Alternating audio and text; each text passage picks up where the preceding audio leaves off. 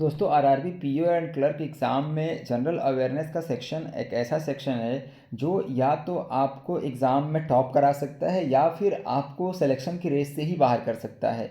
Mostly दोस्तों होता ये है कि जो आपका क्वांट हो गया या फिर रीजनिंग हो गया या फिर इंग्लिश या फिर हिंदी मान लीजिए, तो ये सब ऐसे पोर्शन हैं जहाँ पे मोस्टली लोग स्कोर कर लेते हैं। ठीक है, एवरेज स्कोर सबका लगभग लगभग बराबर ही आता है। लेकिन जनरल अवेयरनेस के सेक्शन की अगर हम बात करें तो यहाँ पे आपको एक अलग तरीके से स्ट्रेटजी बनानी पड़ती है। अगर आप एक प्रॉपर प्लानिंग के साथ अगर काम नहीं करते हैं, अगर आप थोड़ा सा भी लापरवाही करते हैं, तो ये आपके सिलेक्शन को बना सकता है या बिगाड़ सकता है। दोस्तों इस वीडियो में हम बात करेंगे आपके इस exam RRB PO and clerk exam के लिए जनरल अवेयरनेस की स्ट्रेटजी। अगर आपने इसको अच्छे से फॉलो किया, वीडियो को अंत तक देखा और जो भी स्टेप्स बताए जा रहे हैं उनको अगर सही से फॉलो किया, अपनी तैयारी में इम्प्लीमेंट किया, देन डेफिनेटली आपका जब तक मेंस का एग्ज़ाम आएगा तब तक आप इतने तैयार हो चुके रहोगे कि जीए के सेक्शन में जहाँ पे लोगों के 25-30% भी नंबर नहीं आ पाते हैं, वहाँ पे आराम से आप 70-80% नंबर भी लेकर के आने में सक्षम हो जाओगे। ठीक है, तो वीडियो को अंत तक देखना और दोस्तों वीडियो अच्छी अगर लगे तो चैनल को सब्सक्राइब भी ज़रूर कर लेना। और इस गलतफहमी में न रहना कि प्रीलिम्स के बाद आप जनरल अवेयर्स की तैयारी कर लोगे, नहीं कर पाओगे। आपको अभी से प्रीलिम्स के साथ साथ ही एक आध घंटे 1 घंटे निकालना पड़ेगा मेंस की तैयारी के लिए भी। ठीक है, तो जनरल अवेयरनेस को इग्नोर नहीं कर सकते। चलिए स्टार्ट करते हैं आज की इस वीडियो को। दोस्तों वीडियो अच्छी लगे तो लाइक भी कर दीजिएगा और सब्सक्राइब भी कर लीजिएगा। देखिए, सबसे पहले हम बात करेंगे कि जनरल अवेयरनेस इतना इम्पोर्टेंट क्यों है। पहली बात, ये काफ़ी स्कोरिंग सब्जेक्ट है। ठीक है, बाकी अगर आप मैथ्स करेंगे, रीजनिंग करेंगे, काफ़ी ज़्यादा कैलकुलेशन आपको करना होता है। ठीक है, लंबे चौड़े कैलकुलेशन के बाद आपका आंसर आ सकता है, नहीं आ सकता है। ठीक है, लेकिन ये क्या है कि या तो आपको आंसर आता है या तो नहीं आता है, यानी कि आप सेकेंड्स में आंसर करके निकल जाओगे। ठीक है, टाइम सेवर भी है, यानी कि थोड़े से सेकेंडों में आप आंसर किए और आगे बढ़े। ठीक है, और गेम चेंजर तो ये है ही, मैंने आपको भी बताया था कि जीए जो है डिफ्रेंशिएट करता है टॉपर्स को और जो एग्ज़ाम में पास नहीं होंगे उनको। ठीक है, तो जीए को आप इग्नोर नहीं कर सकते। ठीक है, चलिए आगे बढ़ते हैं। ये बात आपको अच्छे से समझ में आ गई होगी, उम्मीद करता हूँ। अगली बात है कि इसमें आपको पढ़ना क्या क्या होता है। देखिए, जीए में पढ़ना यह है आपको, सबसे पहले जनरल अवेयरनेस। जनरल अवेयरनेस में क्या क्या चीज़ें आएंगी, तो जो पहला इसका हिस्सा है वो है करंट अफेयर्स का। ठीक है, करंट अफेयर लगभग 6 से 8 महीने। देखिए, इसमें मोस्ट इंपॉर्टेंट आपका पिछला लगभग 4-5 महीना होता है। ठीक है, लेकिन आप सेफ साइड में रहने के लिए 6 से 8 महीने तक का जनरल अवेयरनेस कर सकते हैं। इसमें क्या क्या न्यूज़ आपको कवर करनी है, तो बैंकिंग एंड फाइनेंशियल न्यूज़ ये मोस्ट इम्पॉर्टेंट है। ठीक है, ये मोस्ट इम्पॉर्टेंट है, यहाँ से क्वेश्चन आपके बनने ही बनने हैं और इसको आपको सॉल्व करना पड़ेगा, यानी कि आंसर इसको करना पड़ेगा। नेशनल इंटरनेशनल न्यूज़ जो कि बहुत ज़्यादा इंपॉर्टेंट है। गवर्नमेंट स्कीम्स, ठीक है, अपॉइंटमेंट जो इंपॉर्टेंट अपॉइंटमेंट्स हो गए, समिट्स, डिफेंस डिफेंस न्यूज़, जैसे मान लो कि इंडिया ने कौन सा नया मिसाइल सिस्टम खरीदा। ठीक है, एंटी मिसाइल डिफेंस सिस्टम खरीदा। ठीक है, तो कौन सा फाइटर जेट खरीदे, इस टाइप की जो न्यूज़ होती है ना, उनको आपको पढ़ना पड़ेगा। अवार्ड्स हो गए, नेशनल और इंटरनेशनल दोनों, जैसे कि ऑस्कर हो गया, नोबेल हो गया।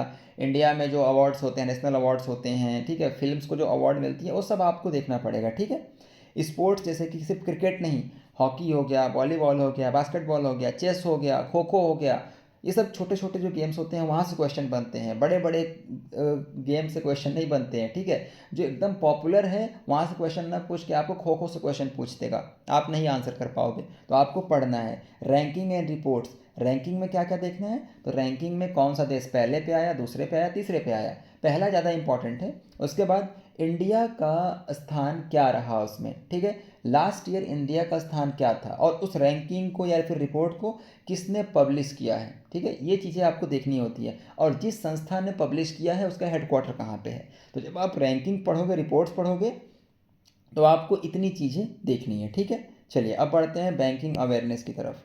बैंकिंग अवेयरनेस की अगर हम बात करें तो इसमें क्या है, आपका आरबीआई जो है, आरबीआई की जो पॉलिसीज़ हो गई, आरबीआई कैसे काम करती है, उसमें कौन हायरार्की क्या होती है। ठीक है, ये सब चीज़ें आरबीआई के फंक्शंस के बारे में आपको पढ़ना है। मॉनेटरी पॉलिसीज़, ठीक है, मॉनेटरी पॉलिसी जो होती है वो आपको पढ़ना है।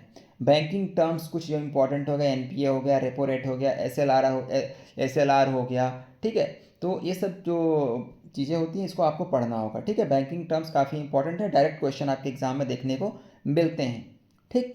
उसके बाद अगर हम बात करें डिजिटल बैंकिंग, जैसे जो जो आजकल बहुत सारे जो है डिजिटल फिनो बैंक्स वगैरह भी आ गए हैं ना, उनके बारे में, यूपीआई के बारे में आपको पढ़ना पड़ेगा, कितने टाइप के पेमेंट सिस्टम है आपका, एनईएफटी हो गया, आरटीजीएस हो गया, ये सब जो चीज़ें हैं ना, सिस्टम्स हैं, इनके बारे में आपको पढ़ना पड़ेगा, ठीक है। यहाँ से क्वेश्चन डायरेक्ट बनते हैं। आगे अगर हम बात करें तो स्टैटिक जीके की हम बात करते हैं। स्टैटिक जीके भी इंपॉर्टेंट है, इसको भी आपको आज से ही टारगेट करके चलना पड़ेगा, तब आप कर पाओगे। नेशनल पार्क्स हो गए, वाइल्ड लाइफ सेंचुरीज हो गई, ठीक है। अगर दोस्तों आप लोग चाहोगे तो स्टैटिक जीके के लिए मैं आप लोगों के लिए वीडियो बना दूंगा, आप लोग आसानी से और बड़े आराम से डेली एक वीडियो मैं आप लोगों के लिए लेकर के आया करूंगा, और उसको अगर आपने अच्छे से डेली एक वीडियो सिर्फ 10 मिनट का तैयार कर लिया तो आपका स्टैटिक जीके जो है तैयार हो जाएगा एग्जाम आते आते, ठीक है। तो इसमें आप कमेंट करके बताइएगा कि आपको चाहिए कि नहीं चाहिए। नेशनल पार्क्स हो गया, वाइल्ड लाइफ सेंचुरीज हो गई, ठीक है, इंपॉर्टेंट डैम्स हो गए, एयरपोर्ट्स हो गए, स्टेडियम्स हो गए, ठीक है, ये सब आपको पढ़ना पड़ेगा। कंट्रीज़ हो गए, कंट्रीज का कैपिटल पढ़ना पड़ेगा, करेंसी। उसके बाद यहाँ से आप जब कंट्री पढ़ेंगे, कैपिटल, करेंसी, वहाँ का हेड कौन है, उस कंट्री का हेड कौन है, ठीक है, उसके बारे में आपको पढ़ना पड़ेगा, ठीक। इंपॉर्टेंट डेज हो गए और उनकी थीम क्या थी, रिसेंट में से लास्ट में मान लीजिए कि अभी पर्यावरण दिवस मनाया गया है ना, वर्ल्ड एनवायरनमेंट डे मनाया गया, तो उसका थीम क्या था, ठीक है। तो ये सब चीज़ें आपको ध्यान रखनी पड़ेगी, कब मनाया गया और थीम क्या था। वैसे ही अगर हम बात करें तो स्टैटिक बैंकिंग के जो स्टैटिक क्वेश्चन होते हैं और फाइनेंशियल अवेयरनेस, जैसे बैंकिंग के एक्ट वगैरह, देखिए बहुत ज़्यादा इंपॉर्टेंट तो नहीं है, लेकिन आपके पास टाइम इतना है कि आप आराम से इसको देख सकते हो, ठीक है। तो बैंकिंग एक्ट्स वगैरह आप देख लो। कमेटीज़ एंड रिकमेंडेशन, कौन सी कमेटी अभी रिसेंट में बनी किसी इंपॉर्टेंट टॉपिक पे और उसने रिकमेंडेशन क्या दिया, उसको आपको देखना पड़ेगा, ठीक है। बजट और इकोनॉमिक सर्वे हाईलाइट, ये मोस्ट इंपॉर्टेंट है, यहाँ से क्वेश्चन आपके एग्जाम में देखने को ही मिले, देखने को मिलना ही मिलना है, तो इसको आप इग्नोर नहीं कर सकते हो, ठीक है। इसको आपको बहुत ध्यान से पढ़ना पड़ेगा, ठीक है। चलिए आगे बढ़ते हैं। अब देखिए स्ट्रेटेजी आपकी क्या रहेगी, अभी तो मैंने अभी तक आपको पैटर्न बताया कि क्या क्या रहेगा उसमें, ठीक है। अब मैं स्ट्रेटेजी आपको बता देता हूँ कि कैसे कैसे आपको करना है। करंट अफेयर आपको डेली पढ़ना है कम से कम 30 से 40 मिनट। मैं आगे ये भी बताऊंगा कि कहाँ से पढ़ना है, किस टीचर से पढ़ना है, ठीक है। तो अंत तक वीडियो में बने रहिए, आपको सब कुछ मिलने वाला है। करंट अफेयर डेली 30 से 40 मिनट आपको पढ़ना ही पढ़ना है, ठीक। बैंकिंग अवेयरनेस आपको अगर 10 से 15 मिनट देते हैं सफिशियंट है, बहुत ज़्यादा आपको पढ़ने की ज़रूरत नहीं है, ठीक है। स्टैटिक जीके कोई भी मतलब 10 टॉपिक, 5 से 10 टॉपिक डेली उठा लीजिए। जैसे मान लीजिए स्टैटिक जीके आपको पढ़ना है, आज आप इंपॉर्टेंट डैम्स पढ़ लीजिए, ठीक है। अब डैम्स में 5-10 डैम उठा लीजिए, उसके बारे में पढ़ लीजिए कि भाई कौन सा डैम कहाँ लोकेटेड है, और उसमें जैसे मान लीजिए कोई वाइल्ड लाइफ सेंचुरी है तो उसका कौन सा जानवर फेमस है, उसका जियोग्राफिकल लोकेशन क्या है, ठीक है, किस स्टेट में पड़ता है, अभी वहाँ रिसेंट में कुछ हुआ है, मान लीजिए करंट में न्यूज़ में वो चल रहा है क्या, किस वजह से चल रहा है, ठीक है। तो ये सब चीज़ें आपको देखनी होगी और पढ़नी पड़ेगी। तो इसको भी मान लीजिए आप डेली 15 से 20 मिनट पढ़ लेंगे तो आपका लगभग 1 घंटे का टाइम जो है, 1 घंटे करंट अफेयर का टाइम हो जाएगा इसमें, ठीक है। 1 घंटे काफ़ी है। उसके बाद आपको वीकली रिवीजन करना है, ठीक है, मतलब कि संडे के दिन आपको फुल रिवीजन करना है। और क्विज़ देखिए, जो क्विज़ है ना, ये क्विज़ आपको डेली देने हैं, डेली टाइम मिलता है आपको। तो बहुत सारे ऐप्स हैं ऑनलाइन, मैं आगे बता दूंगा किन ऐप्स पे आप दे सकते हैं। तो वहाँ से आप डेली क्विज़ दीजिए, और वीकली क्विज़ तो देना ही है। और संडे को पूरे हफ्ते का जो आपने पढ़ाई किया है जनरल अवेयरनेस का, 1 से 1.5 घंटे लगेगा, आपको पूरा रिवाइज कर लेना है, ठीक है। तो इस तरीके से आप हर हफ्ते करंट अफेयर जनरल अवेयरनेस वाले पोर्शन में एक कदम आगे की ओर बढ़ते जाओगे, ठीक है। तो इस तरीके से आपकी तैयारी काफ़ी अच्छी हो जाएगी। चलिए समझते हैं आगे, और उम्मीद करता हूँ ये बात आपको समझ में आई होगी। तो बढ़ते हैं हम नेक्स्ट। अब देखिए रिसोर्सेज क्या क्या आप यूज़ कर सकते हैं। देखिए इसमें से जो भी आपको सूट करे वो आप पढ़िएगा। सबसे पहले अफेयर्स क्लाउड, ये one of the best source है, मैं बता रहा हूँ आपको। अफेयर्स क्लाउड हो गया, अड्डा 247 हो गया, ऑलिव बोर्ड हो गया, ग्रेडअप के पीडीएफ हो गए। इसमें मैं आपको रिकमेंड करूँगा अफेयर्स क्लाउड का जो पीडीएफ होता है, अगर आप उससे पढ़ते हैं तो काफ़ी बढ़िया है और आपके लिए काफ़ी हेल्पफुल होगा, ठीक है। आपका करंट अफेयर में जनरल अवेयरनेस में मैक्सिमम क्वेश्चन हो जाएंगे, क्योंकि ये लोग क्या करते हैं कि करंट में कोई न्यूज़ चल रही है तो वो तो बताते ही हैं, उसके नीचे स्टैटिक पोर्शन, वहाँ स्टैटिक से क्या क्वेश्चन वहाँ बन सकता है, ठीक है, स्टैटिक पोर्शन से वो भी आपको लिख के दे देते हैं। तो आप उसके साथ साथ कि एक पर्टिकुलर जगह के साथ साथ उससे रिलेटेड जो चीज़ें होती हैं उसके बारे में भी पढ़ लेते हो, ठीक है। बाकी जो है मंथली कैप्सूल जो होता है बहुत सारे प्लेटफॉर्म पे आपका बैंकिंग के लिए मिलता है, उसको आप रिवीजन के पर्पज से यूज करो, ठीक है। मॉक टेस्ट देना ही है आपको, सेक्शनल मॉक टेस्ट देना है, डेली क्विजेस लगाने ही हैं, ठीक। न्यूज़पेपर आप पढ़ सकते हैं जो जीए पार्ट के लिए, मतलब जो इंपॉर्टेंट मेजर मेजर न्यूज़ हैं, जैसे द हिंदू पढ़ लीजिए, इंडियन एक्सप्रेस पढ़ लीजिए। अगर आप हिंदी मीडियम से हैं तो आप हिंदुस्तान पढ़ लीजिए, दैनिक जागरण पढ़ लीजिए, बहुत सारे अच्छे अच्छे न्यूज़पेपर हैं। तो इससे आपका जो कॉम्प्रिहेंशन पार्ट है वो भी अच्छा होगा, प्लस आपका करंट अफेयर्स पे जो है पकड़ भी अच्छी होगी, प्लस इंटरव्यू में भी आपकी ये हेल्प करेंगे, ठीक है।